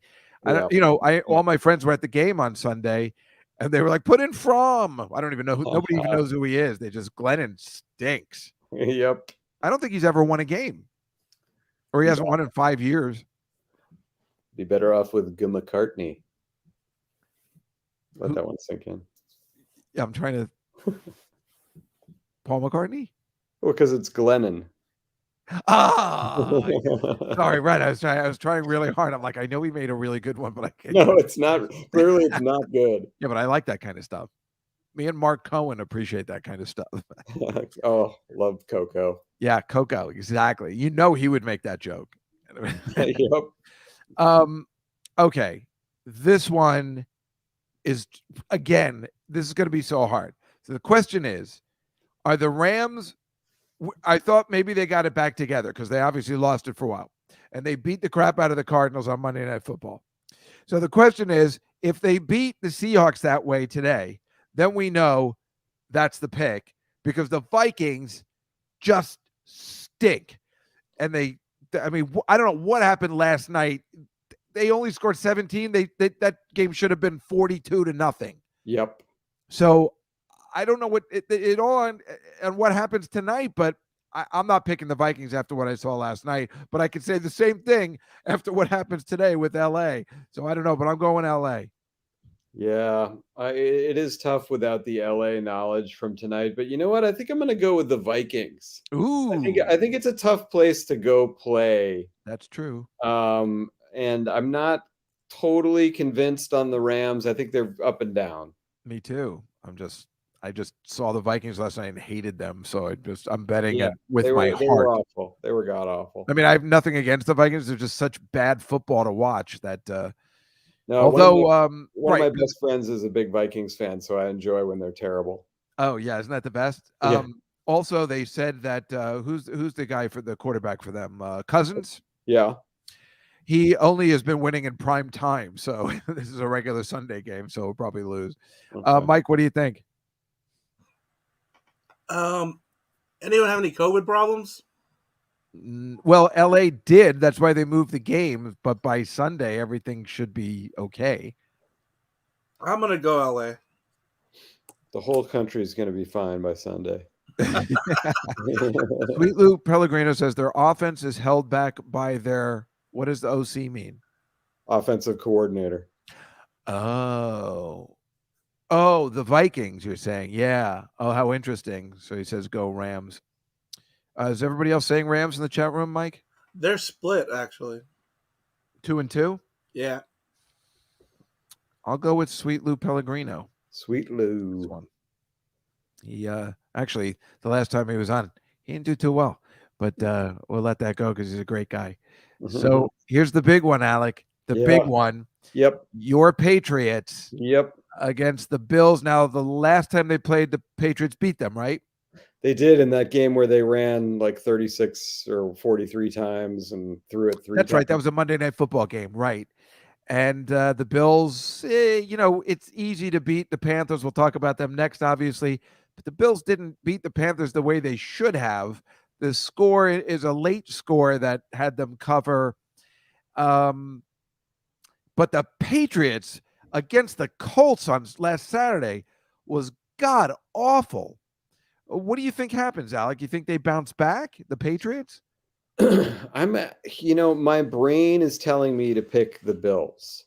Obviously I want to pick the Patriots and I want to believe in Belichick because he's just always has a plan. He is the man. But I think what they got away with last time with the Bills, I don't think they're going to get away with that again. I think I'm going to go Bills. Wow. That's a Patriots fan telling you he's going with the Bills, folks. Yeah. If Alec's saying that means he's going with his head, not his heart, I'm all in on the Bills too. That was enough for me. If you're going with the Bills, you're betting with your head. You're thinking with your head. Mike? Yeah, same thing. Bills. Because it's weird. You don't think the Patriots will be bad 2 weeks in a row, but man, they got spanked by the Colts. It was ridiculous. They could get nothing going on. And also, for months, this part of the schedule has been circled. These 3 games: Bills, Colts, Bills, and we knew it was going to be tough. I don't know. It should be a fun game. One would hope. Yeah. Oh yeah. I don't know. Maybe Mac Jones they have fun out there. Maybe he isn't made to go this long in the season yet, Yeah, well, also I think again it's the same problem that they've had for a few years now where their wide receivers are not very dynamic, and I think they figure out how to use them in the best way, but once teams kind of lock into that, I think you can get a Colts type game like they had last week. So interesting. We'll see. This is really a tough one, but it's yet not tough. The Panthers stink, and the Bills totally covered the spread last week because the Panthers are awful. Yep. Tampa Bay didn't score one goddamn point last week, which is odd. I'm going to take them this week. I think you saw Brady throw his Microsoft Surface thing. Never seen him like that. I can't imagine I've seen him like that. I've seen him like that a half dozen times. It's great. Angry Brady is the best. And what happens the week after is the question. They win. Right. So you're going to pick Tampa. Yeah, absolutely. Plus minus 11 points. Even though last week I totally picked the Saints plus 10.5 points because that, I don't know. But this one, I see a big comeback. The Saints are better than the Panthers. Right. You got that right. The Panthers stink. I mean, they stink. Mike? Oh, yeah. Tampa Bay. What was supposed to happen was, Mike, after I say the Panthers stink, they stink, Mike was going to be, I got to pick the Panthers. In the comedy version. Everybody's picking Tampa. Why wouldn't you? Yeah. Here's the worst game all season. Well, actually, there's 2 in a row. 2 in a row. That are absolutely awful. The Jets, folks, are favored. I can't handle it. I'm taking the Jets, but I hate that I'm taking them because, as you know, every week I bet against them because then at least I'll get that. And if they win, I should take the Jaguars, but if the Jets are favored, they're never going to win. I don't know why I'm taking. I should switch back right now. I don't know. What are you doing, Alec? Jets. Really? Jets. Jets. I don't. Oh God, I can't believe they're favored. This should be a pick'em game, at least. I mean, I can't believe we're giving points. They're going to win by 1. It's going to be the battle for the first draft spot, right? Right, Mike. I'm going to go with the Jaguars. I think they also suck just as bad, but yeah. Everyone else is going Jets. Yep. Jets. I can't believe. Oh man, they were in the game last week. They just can't seem to close it. It was working against the Dolphins, and they just their defense let them down. It wasn't actually Zach Wilson. Zach Wilson, is that his name? Yeah, it is. It wasn't his fault. He was making some scores. Now this game is a bag of shit. I mean, this one's even worse than the Jets Jaguars because we know the Falcons stink. Yeah. But if they're playing a bad team, but you can't give them 6 points. I don't know if the Lions can do it again, but don't you have to take the points? Alec, you go first. This is so hard. God, it's this really game is hard. So shitty. I guess I'm gonna go with the Lions. No, you're just going with the Lions. There's no I mean, because I just listen. I think I like their coach. I'm sort of wooed by that, and I feel like they kind of have a decent running game. And Goff is almost like a version of Matt Ryan in some ways. Like Matt Ryan has kind of achieved loftier heights, but Goff went to a Super Bowl. He sucked, but he got him there. Yeah. So I don't know. I'm going Lions. I mean, what they did to the Cardinals last week again, but maybe the Cardinals are that bad as we're all picking against them this week, is some sort of indication. But I just can't give the Falcons 6 points. I mean, I bet against them easily with San Francisco. They covered by 9. Yeah. I'm taking the Lions as well. There Mike? you go. Lions. Ooh, I think the fans are taking the Falcons. Yeah, they are. Right, Mike? Yes, sir. Sorry, Catalina. I know this is all. It would be like if you were doing like a soccer thing and we had no idea what anybody was talking about. But we're continuing to watch. There's more fun stuff coming up. Although, see, for me, this is fun. She's like, she lives in Chile, Alec, and she's like, this is like calculus to me. I have no idea what's happening. Oh God. Okay. Houston sucks. Chargers. I'm all in on the Chargers. They're pissed from last week. No problem with this. Chargers definitely win by at least 10. Yeah, I'm going Houston. Really? Yeah. Interesting. Just because they beat the Jaguars last week, huh? The Reliant Field edge. There is one? No, there was one. There was one. That's right out of stripes. Yeah. Oh, thank you, Catalina. She's still having a good time. Thank you, Cata. Okay, Mike. Chargers. Yes. What's everybody else saying? I see Houston in there. I don't see the other ones. They're going Chargers. Going Chargers. Marcy centers. Sorry, I'm making fun. Okay. Oh boy. We're going to assume Lamar Jackson's playing. This is the Bengals who, I thought had an easy time with the Broncos. And the Ravens with Lamar Jackson, they're different. Is he better? Mike, you want to go first on this one? I'm going to go the Bengals. Seems like the right way to go. Alec, what do you think? I'm confused on this one. This is where I start to make terrible picks, but I'm going with the Ravens. I'm going on coaching and reputation. I don't think they're ready to hand over that division yet. The problem is every time I've picked the Ravens this week, Lamar Jackson has gone out. Like after I picked them, after I put actual money on them, they're like, "Oh, he's not going to play." You definitely shouldn't pick the Reagans. Right. Damn well what I meant. Trickle down offense. Great, very fast. And meanwhile, their backup has been playing good enough to get them by. But you know what? Crap. I'm going to take the Bengals. I don't like it, but I'm going to take them. I think the Ravens have been getting very lucky, and I think their luck ends here. Marcy with some shrewd. Well, Marcy, I'm going to pick the Bengals for Marcy because, that's her team. And that's my little wedding gift to you.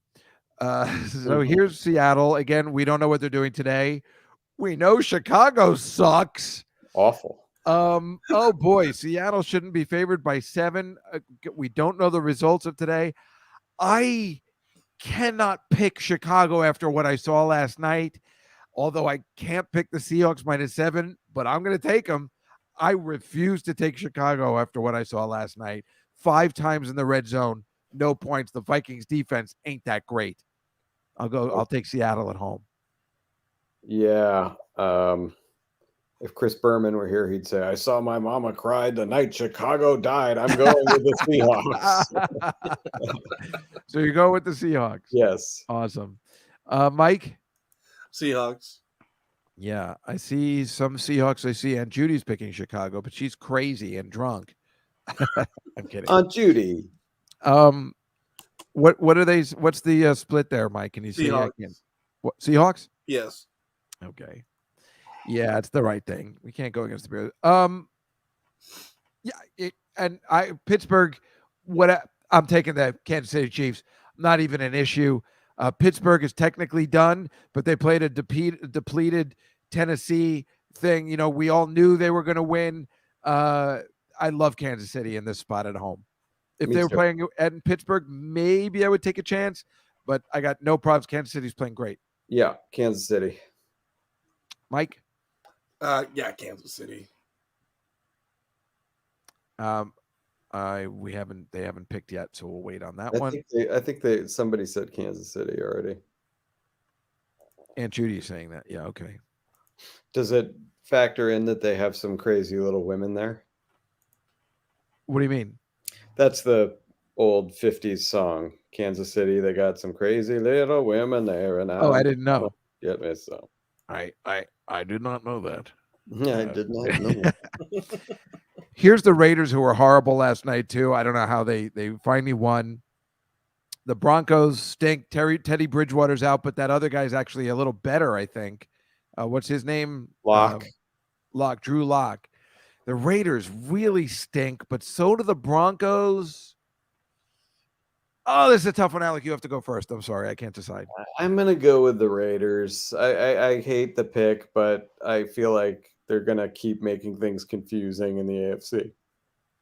God, they were so bad last night. David Carr was just so it wasn't his fault. Everybody kept dropping passes. Yeah. This Drew Lock kind of picked up the game. I'm going with the Raiders. I'm going with the Raiders at home. I don't know. It's probably a mistake. Mike? I'm going to try Denver. Ooh. Yeah. What is the chat room saying? I see they're split.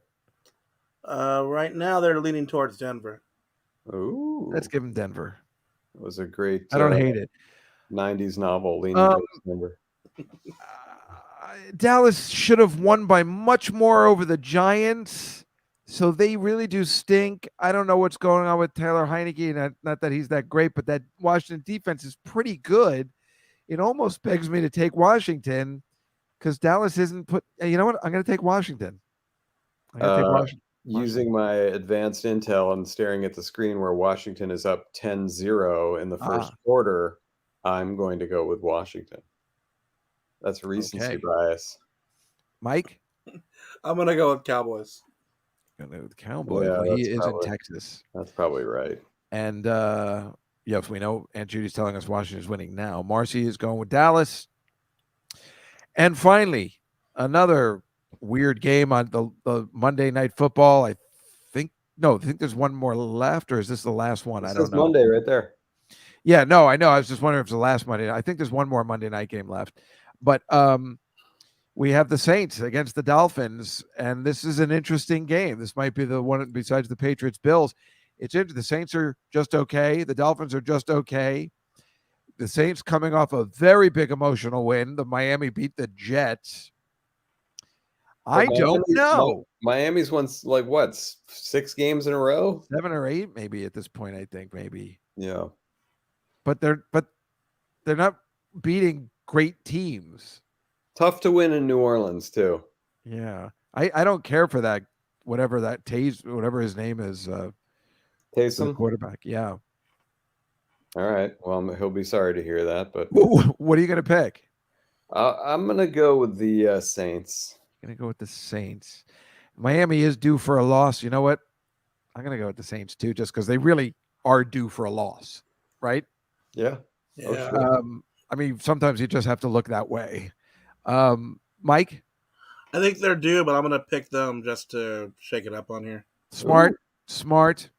And looks like the chat room is going all in on the Saints. Our picks for week 16, where they play for pay. Yes. Thank you very much, everybody. And that is our picks for week 16. Remember, there's 2 more weeks left. Week 18. You're right. Year. Very exciting. Yeah, So all up. before we have to go, let me show you a couple of slides so we can promote your stuff. Oh. Just before we have to leave, and I think we have about 10 exciting. minutes. I bought some stuff because I knew you would understand. So I'm sharing my screen again, Mike. I bought these especially for you because I thought we'd have some fun. Not this so much, but I thought this is not a movie. This is a funeral home worker transporting a COVID victim from a mobile refrigeration unit in New Mexico, but it looks like it's a movie. Oh my God. Isn't that unbelievable? Jesus. Way to bring the laughs. Well, I just thought, I was like, wow, what, but It's very good lighting. It's like I know it's like they did it on purpose to show you how bad COVID is. It's like Nosferatu in the background there with the shadows. right? Everything about it screams that this was taken on purpose this way. Yeah. And again, this is bad, but for some reason I was just like, what are you showing us? well, it's just so what are the odds that the tornado in Kentucky is just going to take away the movie screen? Like, Yeah. you could have been sitting in the movie theater watching the devastation of like, this movie is so realistic. It just reminded me of a Family Guy episode. Right, that's true. You're right. So I know it's bad. This was when Steph Curry beat Ray Allen's most 3-pointers. I know you don't care for that, but No, actually, I love Steph. oh no, everybody loves Steph. I thought because Ray Allen was a Boston, but Yeah, but he was a turncoat. Ultimately, he went to Miami.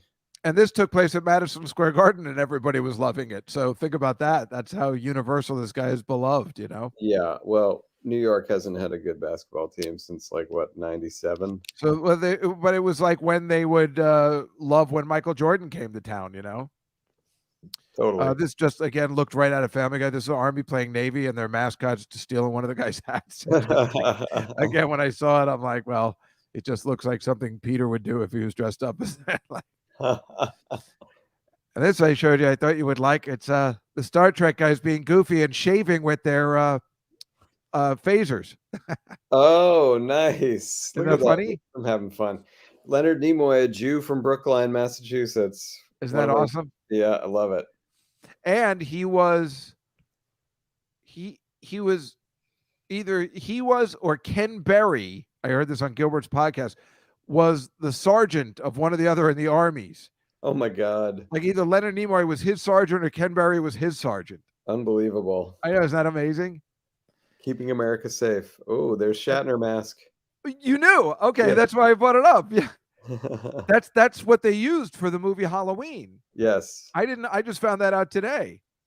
Oh, It's you didn't based- know that? No, it's based on a William Shatner mask. I know. Isn't that great? It does totally look like him when you know that. You can't unsee it. Now I can't unsee it. Yeah, No. it's fascinating. And I thought you'd like this one because this was from the set of the movie The Planet of the Apes, with the apes actually playing cards with the guys. They got a good poker face. I mean, you'll never know what they have. They have no tells. Oh, I love stuff like this, just like this one with HR Puffin stuff without his hat on. This makes me so happy. That's awesome. Look at that bowl haircut. Excellent. Oh yeah, he was my hero back then. Again, Catalina, these are all Saturday morning cartoon shows you wouldn't know, but and this one was Groucho Marx was supposed to do an episode of Welcome Back, Kotter. It never got shot, but he was there. He was just too sick. Look at him. God, how Jesus. That's so funny. Look at Travolta right over his shoulder. Is that unbelievable? That's awesome. And of course you have Gabe Kaplan, so you got a very good Jewish straight line there between Kaplan to Groucho. Right, and well, who worshipped Groucho, that's why he wanted him on the show, and then of course did the one-man show about him written by Groucho's son. I didn't know that. Yeah. No, Gabe Kaplan was a huge Groucho fan. That's why he wanted him on. But you know what show Groucho did do? I Dream of Jeannie. Oh. Good. He comes in at the end, and she just goes, he says something, and he goes, and she goes, "Oh, Groucho." I just remember that as a kid. To go back one slide, Gabe Kaplan is responsible for the greatest moment in Jewish sports history. Are you aware of this? Is it from Fast Break? It's from. Wait, don't tell me. Is it from the ABC Battle of the Network Stars? Correct. And Bob Conrad? Yes. I do know about it. Greatest moment in Jewish sports history when Robert Conrad antagonizes him into a one-on-one sprint for all the marbles, and Kaplan just dusts him. Alec, I watched that live as a child, and the next day, everybody was talking about it at school. Everyone was talking about it. That's all I wanted to hear. You know it. I mean, I remember that first Battle of Network Stars was the biggest thing on the planet. God. And I know people don't understand it now, but yeah. There's Alec. Look at that. In a nice photo with his beard, and here's an unbearded. What? I never saw this before. Yep, I think that's the premiere clearly of Ted 2. You can see the 2 there. So I think my expression sort of is an advanced warning of what's to come in the movie. You guys made fun of Ted 2 last week on the show where you had Peter doing a TED talk, and he's wondering why no one's there, and they pan out to see it says Ted 2. He goes, "Oh, that's why." Yeah, and credit to Seth because he's always game to make fun of himself. Yeah, so. that's the best part of the show, but I still like Ted too. So, Alex, you can follow him on Twitter. Oh. I love this one. The shingles vaccine requires 2 shots, which must have been confusing to Sean Connery. You said it was a shingle shot. Yep, it's funny. One of our other writers who's older got the shingle shot, and he came on. He's like, "I just got my second shingle shot," and I'm like, "That makes no sense." And I started thinking of this Connery thing. And here is your a typical disgusting display podcast. Yes, that is weekly, right? That's weekly. It comes out on Monday, just like wherever you consume podcasts. It's there. It's a podcast for writers by writers who hate writing. I see you have a woman on it that I'm not familiar with. That's on every week. Yeah, she's the sound engineer for Family Guy. Oh. So and she is obviously our producer, and once we record, like, she handles all the work in like, getting it edited and Plus, she putting- laughs a lot too, so you cannot She's put a price. a great laugher. Yeah. And she's awesome. I mean, she's like, it's perfect because we're two grumpy, old men basically, and she's just like a much lighter presence. So Yeah, she she's seems great. that way. Yeah. Well, thank you so much for coming on today. I David, obviously thank really always appreciate it. Thank you. I love it. I love coming on any of your shows, any and all. I know you're really good about it too, like really Well, good about it. And I know hey. you always double book all of it. Everybody loves having you in your podcast. It's kind of awesome for everybody that you're so into talking about, stuff. Oh, extra. Jewish son loves talking about self. Exactly. Well, anyway, Family Guy, Sundays at 9:30, and a typical Disgusting Display podcast once a week on Yep. all your streaming platforms. Alec Sulkin, thank you so much, and Merry Christmas to you, sir. Merry Christmas to you, Dave. Thank And Happy you New so Year much. also. Thank you, Mike. Alec Sulkin, everybody. Boy, he is such a fun guest and so much fun to have on the show. I just thank you, everybody, for staying on today. Catalina from Chile, you got to be kidding me. You sat through the football things, which you have nothing. I totally understand. You're so kind. Obviously, the Billy Joel podcast is taking a little break this week, as is mine, just between Christmas and New Year's. But this show will not be taking a break, as we will be on next Tuesday with our good friend Bonnie McFarlane, and from Between Two Firms, the director of Between Two Firms and the creator of Comedy Bang Bang, Scott Aukerman will be joining us, making the picks with us next week. That's next Tuesday. Bonnie McFarlane, Scott Aukerman. So that will be fun. I haven't scheduled anybody for the week after. I wasn't even sure if I should continue the show, but you know what? We got to finish the season up with the picks. So I'm probably going to do it. And then I think I will condense the show to an hour and keep it going until the Super Bowl. And then we'll end. Oh, thank you, Catalina. Merry Christmas and a Happy New Year to you. Oh, you're so kind. Laugh so much with you and the guests. At least now I know the name of a few football teams. You're so funny. And thank you, Marcy. Thank you. You're so kind, and congratulations on your wedding. And Judy, I might see you tomorrow. And thank you for always being the best. Thank you, Anonymous. Merry Christmas to everyone. Yes, Merry Christmas to everyone, because Christmas is super fun. Maybe I'll get my shot and just hang around all the time. Alex says he has to go feed his dogs, and that he had a great time. That is our show for this week at the Comedy Cellar Football Show and the Contender app, the Contender with a K.